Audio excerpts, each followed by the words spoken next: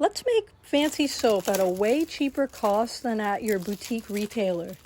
For about $15 at a craft store, online, independent sellers on Etsy even, you can buy about 2 pounds of soap base. This one I'm using is aloe vera. And what you're going to do is cut them up on a cutting board. I use a large kitchen knife. They also have soap cutters that you can buy in soap making kits. But you're going to want to cut your pieces into about a cubes of about 1 inch each. I don't measure, I just kind of eyeball it, so there's what I have. Then you're going to put it into a microwave safe pitcher.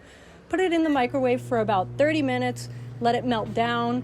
You're about to see on camera that it's kind of a slow process. It melts at the bottom first, so you're going to need to keep stirring and re-microwaving, as you can see here, and put it in for about 15 to 20 second increments after you mix until you have the melted down consistency you can see in this video.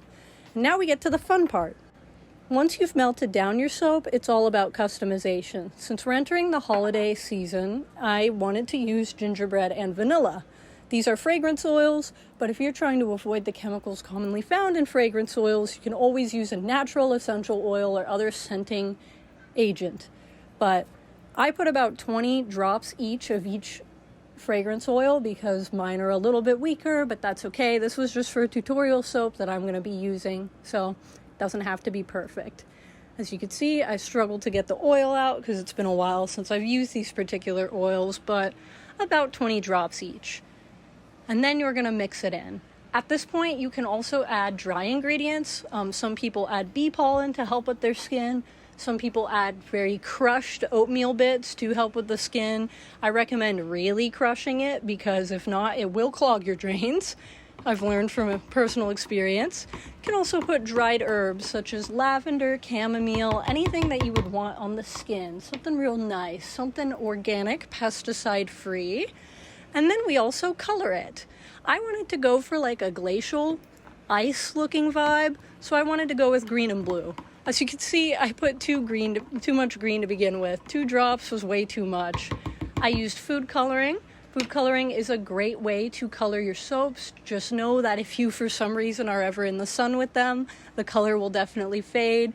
But you can also use powders such as like acai powder, beetroot powder, and other coloring agents such as mica, hopefully synthetic mica, so that it's a little bit more ethical to color your soaps. But here's my food coloring.